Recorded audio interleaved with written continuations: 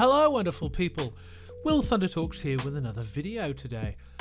This video is going to be called something like, why it's important to be still. And I wanted to talk about that because, as you may or may not have known, if you've been following my general arc, I've been working a lot. I've been doing a lot of things. And this week, I've been doing less. Isn't that cool? I think it is anyway. So I wanted to talk about why I think it's important to be still. And I think a lot of what I've been missing out on kind of in not being still. So I guess part of like where I'm at right now is like I'm trying to save up a bunch of like money and like pay off debt and get things like steady and stable financially. It's not like things are all over the place, but I should have a little more debt than I'd like. So I'm just trying to pay that down. I'm meeting minimum payments. I'm not like in arrears horrendously or anything like that. But I just would like less debt. That's kind of a vibe and a hype I'm on right now. So I'm like trying to do that. I'm like working those 4 jobs I've talked about before, doing extra shifts on the weekends, just pushing hard on all fronts really. My day job 9 to 5, doing that, and then doing my coaching, and then doing another job on the weekends, cranking it out really. Almost qualified counselor as well. Still studying at the same time. I'm doing a lot of things. Okay, so I think something I've really missed in the past few months is the ability to really lock in to how I feel, right? And I think something that's been really blocking me from having productive counselling sessions, because I'm currently having counselling, is not being able to really be that still with myself. When I get into the counselling session, I'm kind of rushed off my feet a bit, and I'm a bit I've got to do a thing, and I've got to talk about a thing, and then I've got to go to the next thing, and I'm not really present, and I'm just kind of going. And I consciously struggle when I'm having to be present with somebody else as part of any of the jobs I do. And the work I do, I'm not looking at my phone or whatever in those relationships. I'm really present and listening to people. But I guess I feel like it's a pretty big cognitive drain for me at the time. And then when I'm away, I think there are a lot of emotions swelling around from me that I've empathetically picked up from others. Transference, counter-transference.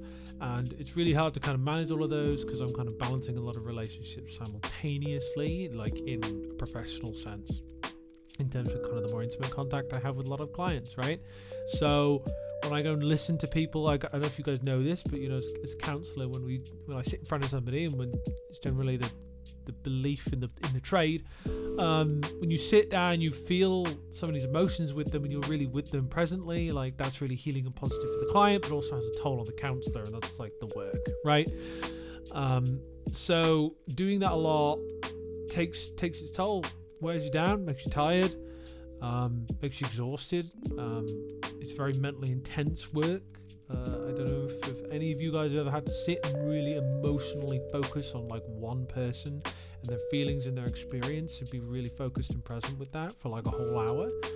That takes a lot of energy, and I've done thousands of hours of that at this point, mostly coaching and into counselling now, but it's still, it takes its toll. I used to have a caseload of about 30 clients a week, 35 clients a week, and it was too much, if I'm honest. It was too much for me.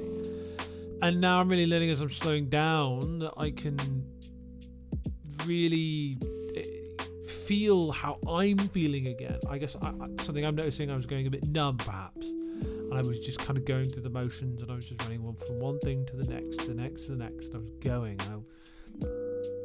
I don't know if I was doing a worse job, but I didn't feel good about my life, probably because it wasn't very balanced, if I'm shooting straight. And I think that's something that's really important. I think that's why being still is really important. I think that's what being still facilitates. Reconnecting with yourself, figuring out what's going on. Because if I'm honest, guys, I've been doom scrolling more than usual. Not a fan of it really.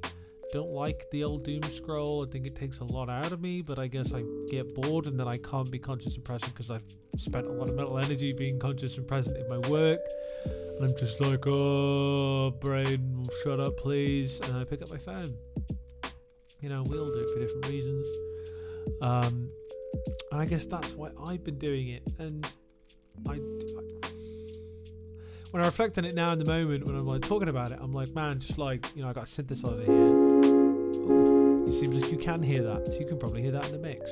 But it would be really cool if I could just play that more, you know what I mean? And sing. I wrote a song recently, released it, and that was good and cathartic.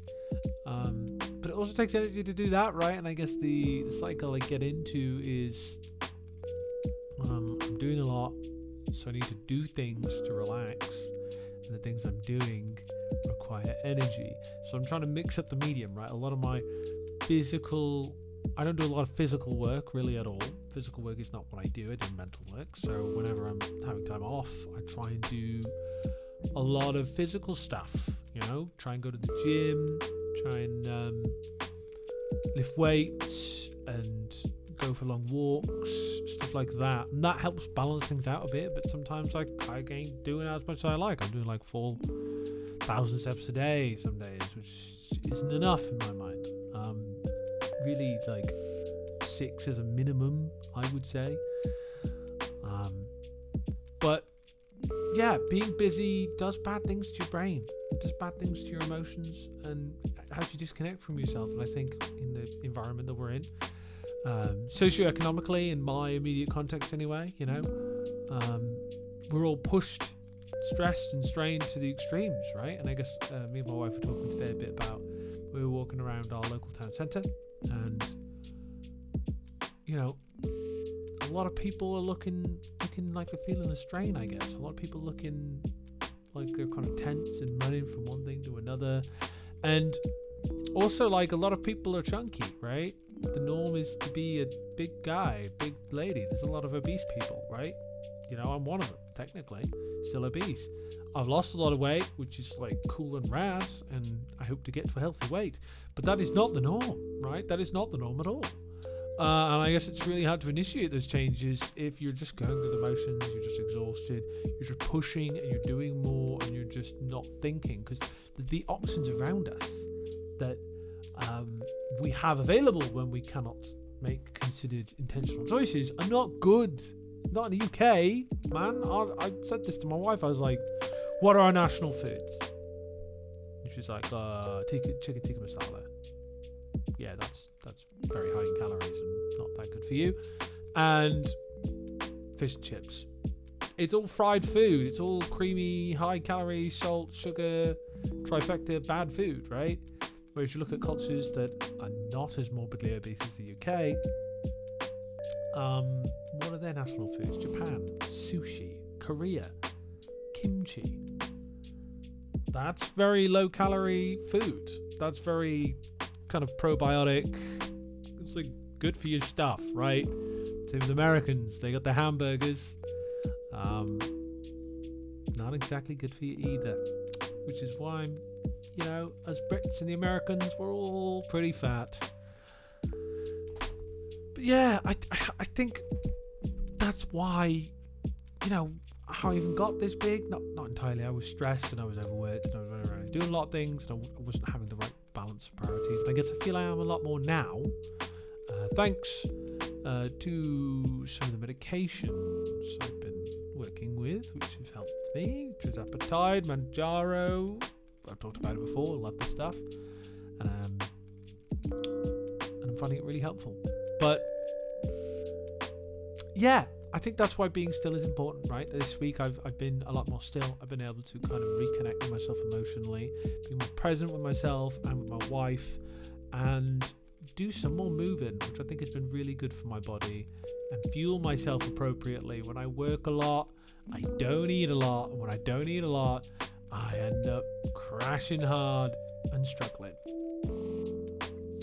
So yeah, that's why being still is important. That's my take.